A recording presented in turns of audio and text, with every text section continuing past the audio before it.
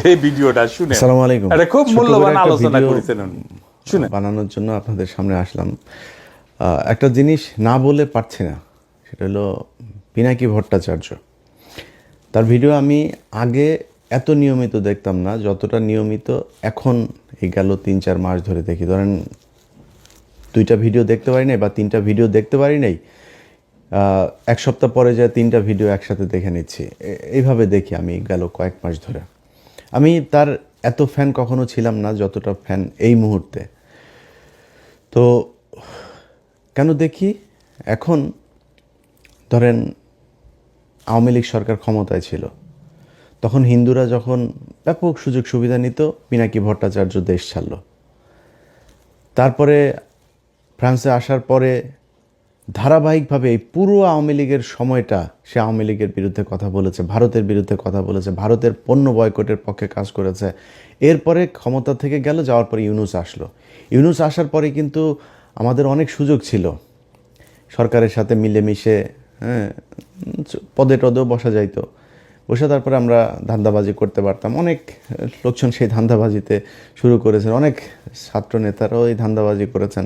আজকে যারা এই যে মার খেলেন, এই ব্যক্তিরা কয়দিন আগে এনারা হাদি যখন মারা গেল তার পর বলেছিলাম যে বিপ্লবের যেটুক বাকি আছে হাদির লাশ কবরে যাওয়ার আগে সেটা করতে হবে। ওনারা তখন প্রথম আলো ডেইলি স্টারের অফিসে যায় সুশীল সাজলেন। এই যে জাবেরকে গুলি করা হয়েছে, তিনি ওই হাদির জানাজার সময় বক্তব্য দিয়েছেন, এটাকে কেন্দ্র করে যেন কোনো ধরনের মব সৃষ্টি করার না করা হয়, মব বানানোর চেষ্টা করেছেন এইটারে। ভাই, বাংলাদেশে এই ইন্ডিয়ার আপনার শাখা অফিস হলো গিয়া প্রথম আলো ডেইলি স্টার। এই প্রথম আলো ডেইলি স্টারের বিরুদ্ধে কাজ করা মানে মব সৃষ্টি করা না। 32 নম্বরে বসে বাকশাল তৈরি করা হয়েছে, 32 নম্বরে বসে পরিকল্পনা করা হয়েছে মানুষকে না খাইয়ে মারার। দুর্ভিক্ষে 27 লাখ মানুষকে হত্যা করা হয়েছে, 15,000 জাসদের নেতাকর্মীকে হত্যা করা হয়েছে এই 32 নম্বরে বসে পরিকল্পনায়। সো এটা হচ্ছে একটা অভিশপ্ত বাড়ি। এই বাড়িটার জন্য অনেকেই দেখায়, মায়া মমতা দেখায়, তারপরে আপনার মব সৃষ্টিকারী বানানোর চেষ্টা করেছেন। তারা আজকে রাস্তায় নেমেছেন। ভাই, আপনি 1.5 মাস পরে কি মনে করে রাস্তায় নামলেন? আমার তো মনে হয় যে এই এখন নতুন করে যে নেমে এসছেন, কোনো না কোনো জায়গা থেকে ফান্ড দেওয়া হয়েছে। নির্বাচনের 3 দিন আগে আপনি কিসের বিচার চাইতে আসছেন? এখন 7 দিন নাই এই সরকার ক্ষমতায়, তাদের কাছে আপনি বিচারের জন্য এখন এসে নামলেন। এটার পিছনে একটা উদ্দেশ্য আছে।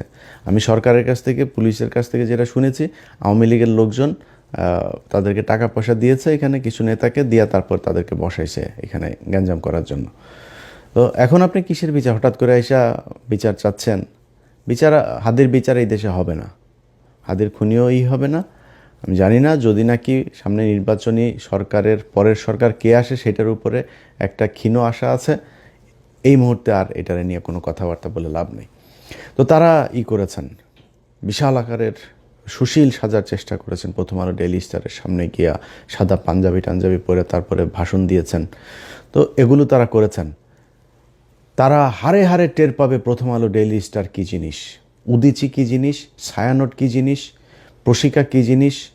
ওই উত্তরাতে একটা স্কুল আছে ডিপিএস, এই ডিপিএস এই টাইপের কিছু স্কুল, ইন্দিরা কালচারাল সেন্টার, এরকম কিছু জিনিস আছে উত্তরার। এই ডিপিএস দিল্লি আপনার পাবলিক স্কুল, এই স্কুলের ভেতরে যাদের সন্তানরা পড়ে, কোনো মুসলমান এই স্কুলে পড়তে দিয়েন না। এটা পুরো একটা রয়ের আড্ডাখানা। সেখানে ওইখানকার যেসব শিক্ষকরা আছে, এই শিক্ষকদের অনেকের বাড়িতে আপনার করা হয়, কি বলে, বৈঠক হয়। সেনাবাহিনীর লোকজন, ভারতীয় হাই কমিশনার, তারা গিয়ে তারপরে বৈঠক করেন। তো এগুলো হচ্ছে এখন এই টাইপের এই প্রতিষ্ঠানগুলোকে বাংলাদেশে রাখা যাবে না। এগুলোকে রেখে বাংলাদেশের স্বাধীনতা, সার্বভৌমত্ব আপনি টিকায় রাখবেন, এটা খুব কষ্টকর হবে। যেই কারণে এগুলোর বিরুদ্ধে ব্যবস্থা নিতে হবে। আমরা 1.5 বছর অপেক্ষা করেছি। প্রথম আলোর এই টিপু সুলতান, মতিয়ার, এই সন্তোষ শর্মা কালবেলার, তারপরে প্রথম আলোতে আরও আছে মহিউদ্দিন, তারপর ওই যে ইয়েতে গিয়েছে, এখন এফপিতে গিয়েছে আপনার সাবিহা, এই যে আপনার শফিক, আপনার তত্ত্বাবধায়ক সরকারের যে শফিক, এরা সব সিন্ডিকেট। এরা এই আপনার বানানোর ইদানিং আবার বিবিসি বাংলা তাদের সাথে যুক্ত হয়েছে। এই সিন্ডিকেট মিলে বাংলাদেশকে জঙ্গি রাষ্ট্র বানানোর জন্য আপনার আবার নতুন করে পায়তারা করছে। তো তাদেরকে আপনার বন্ধ করতে হবে, তো আপনি করেন নাই, না করে তারপরে রাষ্ট্র পরিচালনা করবেন, সুন্দর করে আপনার চালাবেন, এটা মনে করার কোনো কারণ নাই। যাই হোক, এখন ধরেন আমি আর পিনাকি দাদা, আমরা দুজন এই সরকারের শুরু থেকেই এখন পর্যন্ত আমরা একটা জায়গায় স্থির থেকেছি যে আওয়ামী লীগের ব্যাপারে জিরো টলারেন্স দেখাইতে হবে। এইখানে কোনো নমনীয়তা চলবে না। চুরি করেন, বাটপারি করেন, যা করেন ইচ্ছা করেন।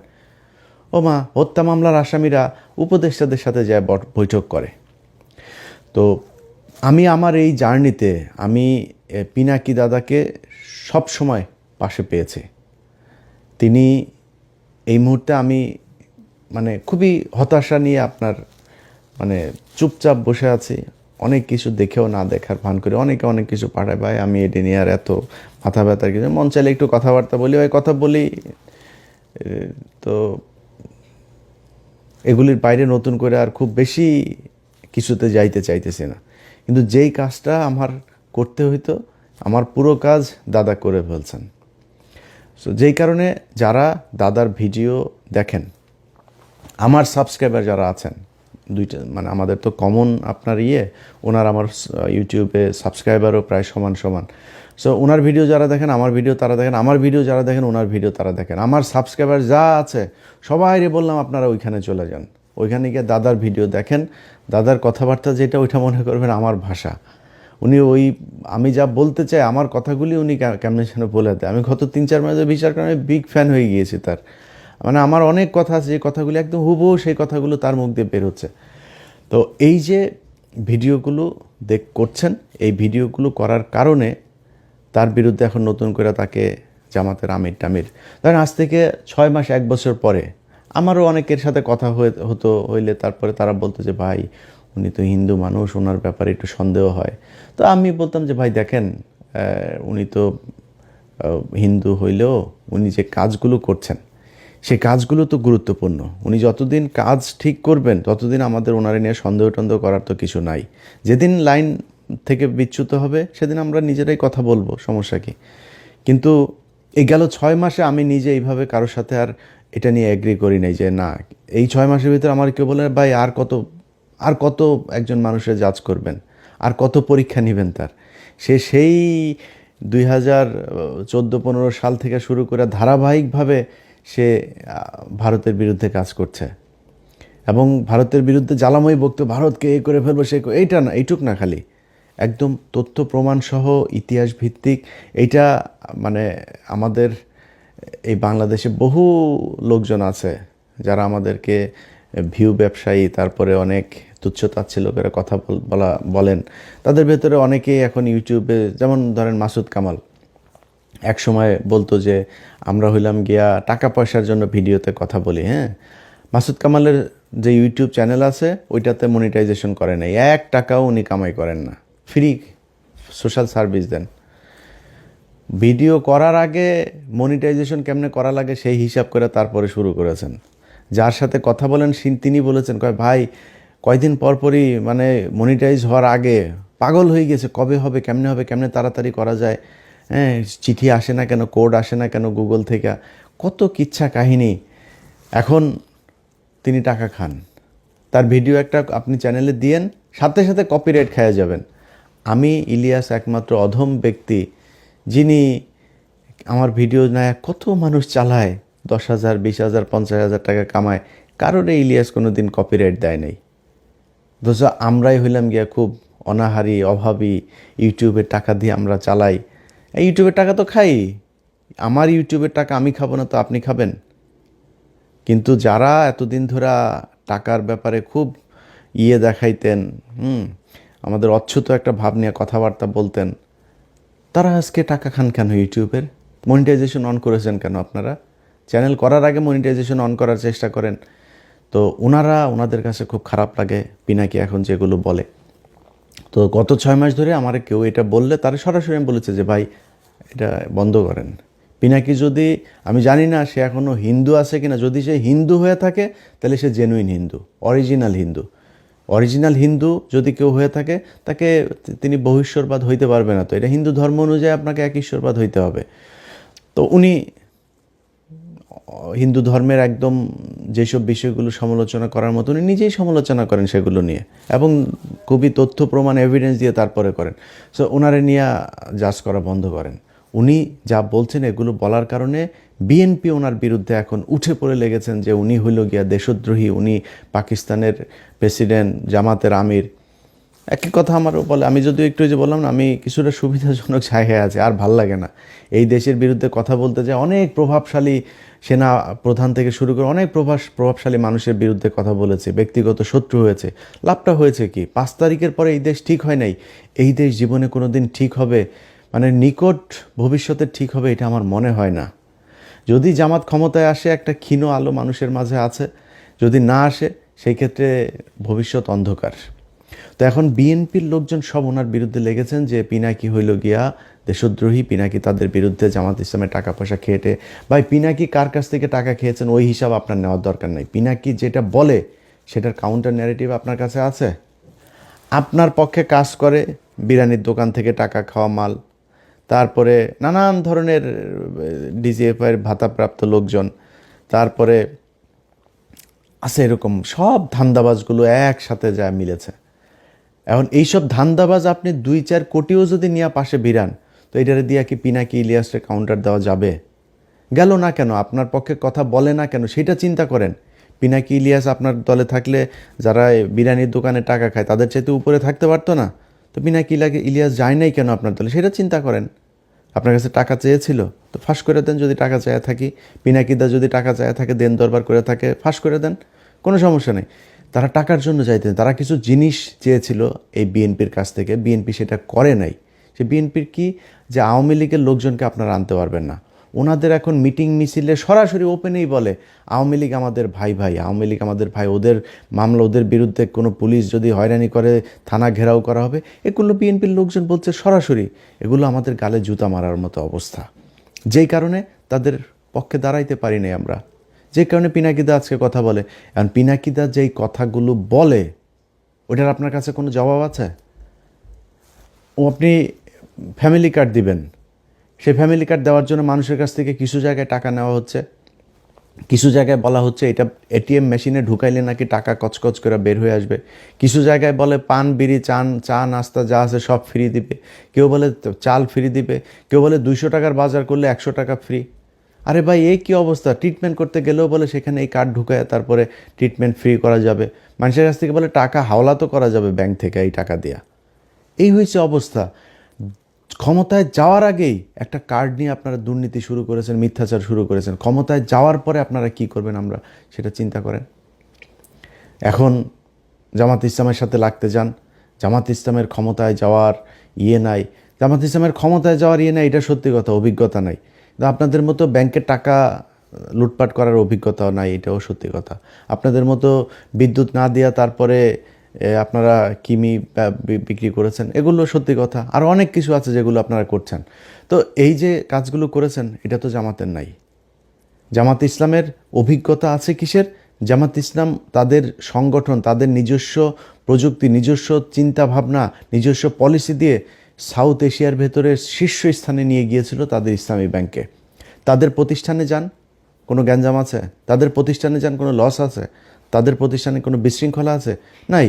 সবগুলো প্রতিষ্ঠান সুন্দরভাবে চলছে। তারা এই প্রতিষ্ঠানগুলো যদি সুন্দরভাবে চালাইতে পারে তাহলে রাষ্ট্রটাকেও সুন্দরভাবে চালাইতে পারবে। তাদের ব্যাংক যদি এত সুন্দর হয়, আর সরকারি ব্যাংকগুলো প্রতি মুনাফা তারা টানাপোড়ানের ভেতরে আছে, সব সময় প্রতি বছরই বাংলাদেশ ব্যাংকের তাদেরকে আপনার দিতে হয়, পুঁজি দিতে হয়, না দিলে ব্যাংক বন্ধ হয়ে যাওয়ার মতো অবস্থা। আর ইসলামী ব্যাংক হু হু হু হু করে উঠেছে। এই গেল 15 বছরে হাসিনা যখন এই ব্যাংকে নিয়েছে তখন আবার এটা লুটপাট শুরু হয়েছে, এটা নিচের দিকে অধঃপতন শুরু হয়েছে। আবার জামাত ইসলাম নিয়েছে, এখন আবার উপরের দিকে যাচ্ছে। তো তারা তো এই অভিজ্ঞতা দেখিয়েছে যে সৎ যোগ্য লোকজন দিয়ে কিভাবে তাদের প্রতিষ্ঠান পরিচালনা করা হয়, ওই লোকজন দিয়ে তারা রাষ্ট্র পরিচালনা করতে পারবে। এখন আপনি কি করতে পারবেন? আপনারা যারা চাঁদা নিয়ে বহিষ্কার হয়েছে তাদেরকে দলে এনেছেন, ঋণ খেলাপি যারা, সেই খেলাপি ঋণগ্রস্তদেরকে আপনি দলে মনোনয়ন দিয়েছেন। ভাই, বিএনপির রাজনীতি এখান থেকে বের হয়ে আসতে হবে। পিনাকি আর ইলিয়াসটা নিয়ে সারাদিন গুতাগুতি করে লাভ নাই। আপনারা নিজেদের পলিসি নিজেরা চেঞ্জ করতে হবে।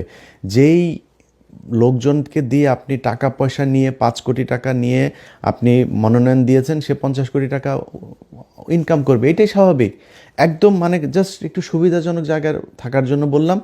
0.1% সৎ, একদম 99.9% একদম সব অসৎ। এই বিএনপিতে সব অসৎ। এখন অসৎ মানেই আবার এখানে আবার কিছু বিষয় আছে। বিএনপিতে বিশাল একটা সংখ্যা আছে যারা এন্টি ইন্ডিয়ান। বিএনপিতে অনেক ভালো কিছু মানুষ আছে, ভালো মানুষের সংখ্যা কী সেটা আমি জানি না। কিন্তু এই সরকারি টাকা পয়সা টেন্ডার নিয়ে তারপরে আমার এই কথাটা শুনে যাদের খারাপ লাগলো, আমার অনেকে বিএনপির এমপি ক্যান্ডিডেট অনেকের সাথে ভালো সম্পর্ক আছে, তো ওনাদের অনেকে কষ্ট পাইতে পারেন। ভাই, আমার এই ভিডিওটা পজ দিয়া চোখটা বন্ধ করে একটু চিন্তা করেন তো, যে আপনি আগে এমপি ছিলেন বা এবার এমপি হবেন, হওয়ার পরে এই যে টেন্ডার নিয়ে সরকারি টাকা 200 কোটি টাকার একটা প্রজেক্ট থেকে 30 কোটি টাকা আপনি খাবেন না? নিজের মানে আমার গালি দেওয়ার আগে নিজের বুকের মধ্যে হাত দিয়ে চোখটা বন্ধ করে একটু জিজ্ঞেস করেন খাবেন কিনা। তা এটার মানেই তো অসৎ, এটাই বুঝাইতে চেয়েছি। 99.9% তাদের এটা ব্যবসা হিসাবে নিয়েছে, যে এটা সিস্টেমটা এরকম। এই সিস্টেমে বাংলাদেশের রাজনীতি চালানো যাবে না, কারণ এমন একটা দল আপনাদের ঘাড়ের উপরে নিঃশ্বাস ফেলছে, যারা 1 টাকার দুর্নীতি করে না, যারা কারোর বাড়িঘর দখল করে না, যারা ঘুষ খায় না, সুদ খায় না, যারা আরেকজনের মেয়েকে দেখে ইফটিজিং করে না, যারা ওই আপনার বাড়ি করতে গেলে রড সিমেন্ট ইট দেওয়ার জন্য আপনার বাড়িতে যায় হামলা চালায় না, আপনার দোকানে গিয়ে চাঁদাবাজি করে না, সেই দলটার সাথে আপনাকে কম্পিটিশনে থাকতে হইলে আপনাকে ওইরকম কোনো একটা কিছু নিয়ে আসতে হবে। আগের পলিসি দিয়ে রাজনীতি করতে গেলে আওয়ামী লীগের সাথে নিয়ে না, আওয়ামী লীগের সাথে আরও কোনো দল যদি সাথে নেন সেগুলো নিয়েও লাভ নেই, কারণ সাধারণ মানুষ বুঝতে শিখেছে। ঘরের মধ্যে বসে একটা নারী ফোনের মধ্যে দেখছে যে একটা মেয়ে ভোট চাইতে গিয়েছে, তার পেটের মধ্যে লাথি মারা হয়েছে। আপনারা ভোট দিবে সেই ব্যক্তি? আপনি জোর করে মানুষের কাছ থেকে আপনার সামনে ধানের শীষের মিছিলে যাবে, সেই ব্যক্তি ভোটের দিন দাঁড়িপাল্লায় ভোট দিবে? আপনি জিতে যাবেন? এত স্বপ্ন দেখা উচিত না। যাই হোক, আমাদের নিয়ে সমালোচনা না করে আপনাদের উচিত হবে এই নিজেদের সংশোধন করা। নিজেদের সংশোধন করলে আমার মনে হয় আপনাদের দলের জন্য ভালো হবে। সবশেষ সবাইরে আবারও বলি, পিনাকিদার ভিডিওগুলো, প্রতিটা ভিডিও যারা দেখেন নাই তারা গত 2 মাস ধরে কী কী ভিডিও করেছে পিছনে যায় ওনার চ্যানেলে গিয়ে তারপরে সাবস্ক্রাইব করে আসবেন, সাবস্ক্রাইব করবেন। যাদের মনে হয় যে যারা দেশের জন্য কাজ করে তাদের চ্যানেলে সাবস্ক্রাইব করবেন, তাদের পেজে ফলো দিয়ে রাখবেন। আশপাশের লোকজনকে নিয়ে ফোন দিয়া তারপরে দাদার চ্যানেলে বলবেন যে এই ফোনটা দেন, ওর চ্যানেলে ইউটিউবে ঢুইকা দাদার চ্যানেলটা খুঁজে বের করে সাবস্ক্রাইব করাই দিবেন। প্রথম আলোতে যদি 20 মিলিয়ন ইউটিউব চ্যানেলে সাবস্ক্রাইবার থাকে, ওইখান থেকে বের হবেন, বের হয়ে আসে দাদার চ্যানেলে ঢুকবেন। এটা দেখার দরকার আছে। মানে আমি আর আমার নিয়ে মার্কেটিং করলাম না, কারণ আমি এখন ভাই খুব অসহায়ের মতো আছি। আমার মানে ভাল লাগে না আর। এই গত 1.5 বছরে যা দেখলাম, কত মানুষকে ফেরেস্তার মতো মনে করতাম, শালা সব মালখোর। এই মালখোরদের দিয়ে আর বেশি বিপ্লব দেখাইতে ভাল লাগে না, এই জন্য একটু সুবিধাজনক অবস্থায় আছি। দাদা এখনও বিপ্লবের ঠিক জায়গায় আছে, এই জন্য দাদার এখানে যাইতে বললাম। ভিডিও দেখেন, দেখে ডিসিশন নেন ভোট কাকে দিবেন কাকে দিবেন না। সবাই ভালো থাকবেন। আল্লাহ হাফেজ।